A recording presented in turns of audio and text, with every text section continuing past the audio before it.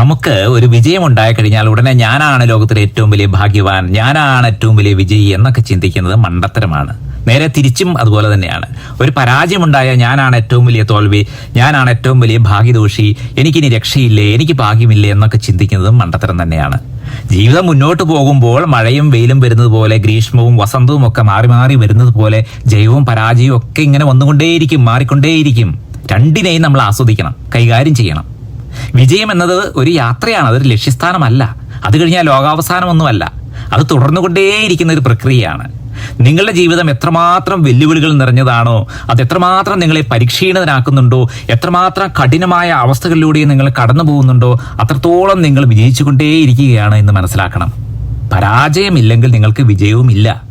നിങ്ങളുടെ പരാജയത്തിൽ സർവവും നഷ്ടപ്പെട്ടു എന്ന തോന്നലുണ്ടാകുമ്പോൾ അത് വിജയത്തിന്റെ സൂചനയാണ് എന്നും അതൊരു അവസരമാണ് എന്നും മനസ്സിലാക്കുക. പരാജയപ്പെട്ടു എന്ന് കരുതി വീട്ടിനുള്ളിൽ കയറി അടച്ചു പൂട്ടിക്കെട്ടിയിരിക്കരുത്. ഓരോ വീഴ്ചയും അവസരമായി എടുത്തവരാണ് ചരിത്രം തിരുത്തിക്കുറിച്ചിട്ടുള്ളത് എന്ന് മറക്കരുത്. ലോകത്തിൽ വളർന്നു വന്നിട്ടുള്ള ഓരോ സമ്പന്നനും പരാജയത്തിന്റെ കയ്പുനീര് കുടിച്ചവരാണ്.